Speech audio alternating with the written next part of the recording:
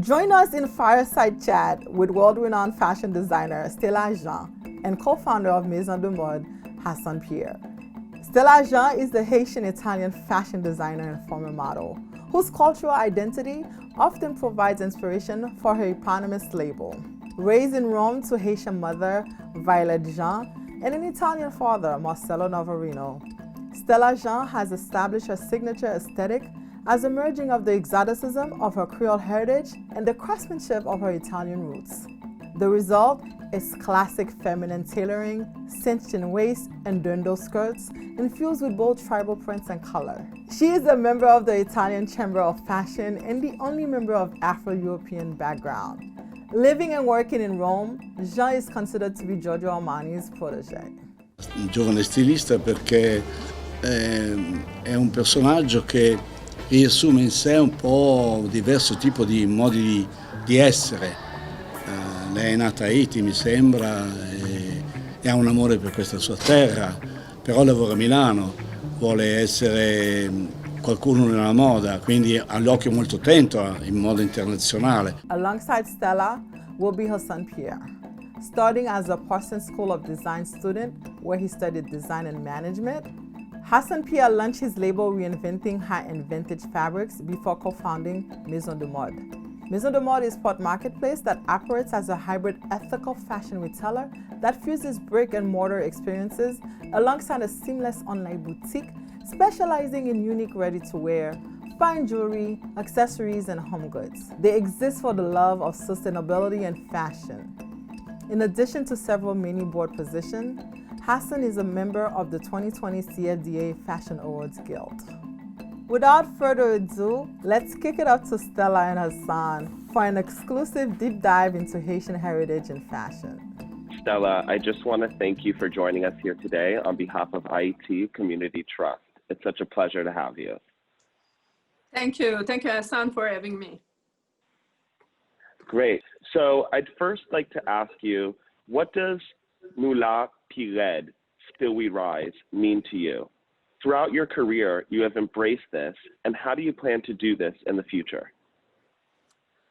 I believe that it's linked to my obviously Asian root and the need to put forth and preserve the multiculturalism inherent in this world. So yeah, I think that it comes from the fact that I've always had to. My mother comes from Haiti and my father from Italy, and I was born in Rome, but I've spent few years in Haiti. And I was always mortified that such a great country was known just for some wrong reason. Earthquake, extreme poverty, charity action. Believe me, after immediate emergency cases, help should come in a totally different form, also in order to build a long-term action, considering that this population have so many cultural resources which would allow them to rise up again on their feet without the need of charity action. What they need is someone who decide to believe in their capacity and give them the opportunity to work, putting in place their own skill. I think that this kind of initiative would also attract the new new generation to their ancestral artisanal skill, like in Haiti can be papier-mâché, fer forgé, which are in danger of extinction, and ensure continuity. When the new generation see through the media, catwalk, coverage, advertising, the result and response of their traditional work gives them an incentive to keep their traditions alive. This should be to me, this should be the power of fashion. This is an acknowledgement of fashion potential as a cultural activity to provide significant opportunities for decent work for women and men around the world. So a new fashion, or at least this is the meaning of fashion to me, which permeates on the dignity of work as a crucial element at any latitude, remembering that human sustainability should always come first. I love that. And I love that view you just said about the human sustainability should always come first. I couldn't agree with you more. Recently on Instagram, you posted some breakthroughs that the Italian Fashion Council had made.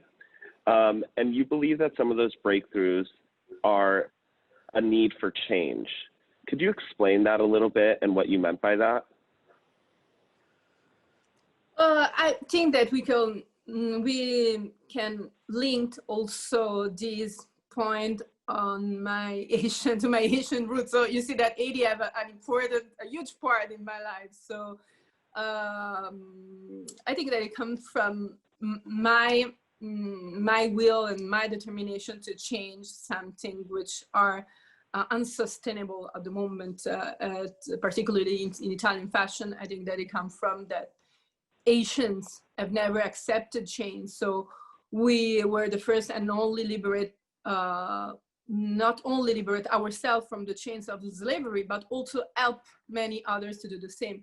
It's painful to me that this part of human history is never remembered. So people that has always been capable of so much, I'm sure they can do it again, because to recover, it can count on the art history of its own culture, along with its extremely strong and indomitable dignity. So there is a beautiful song, I don't know if you ever heard it. It came out on the Flag Day. It's a Drapeau Moins, that was created by a collective of talented Asian singers, to commemorate actually Flag Day. And I'm certain there are verses within that song that fully reflect and move each and every Asian, no? Yet knowledge about this wonderful island that changed the history of the entire world rarely reaches beyond earthquakes and poverty, as I mentioned before. And these verses from the mentioned songs are,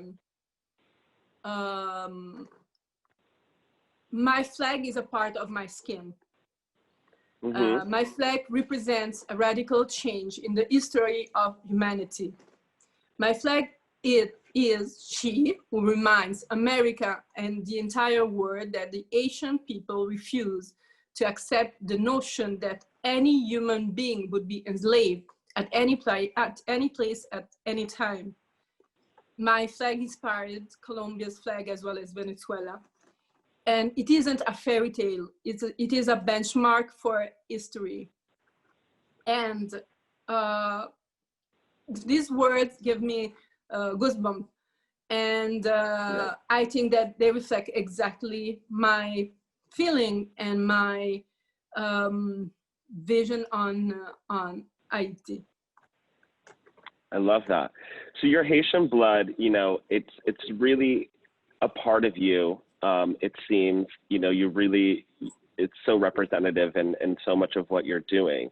How do you feel that your Haitian blood helps continue to shape your efforts towards racial justice and representation?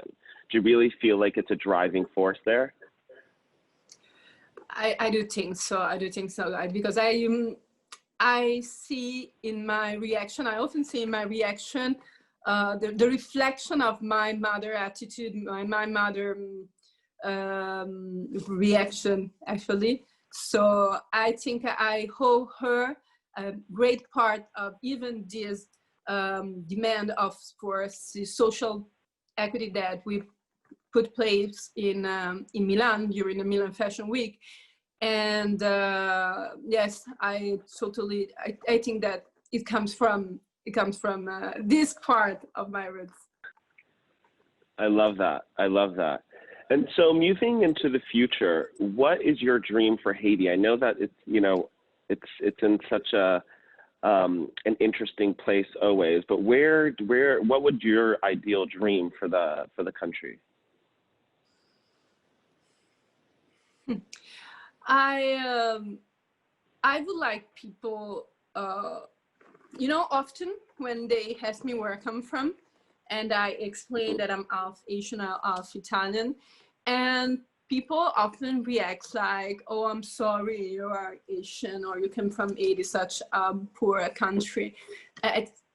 It's unsustainable. I don't want people to react like this anymore, and I would like them to see the beauty. That's why in my collection I'm always talk about the beauty of the country, the art, the history, and to change this misconception, this totally bad conception on Haiti, because it's not fair, and it's not the truth. Obviously, we can hide many and huge problems that the country have, but at the same time, we can't let this shadow cover all the light that this country produce and still have. And I think that Haiti have to take his great pride back, and with all the courage and stubborn will that distinguishes these great people in this immense country. Thank you, Stella, for joining us here today, and thank you everybody for watching. I hope you enjoyed this segment, and we hope that you enjoyed this entire program. Thank you, everyone.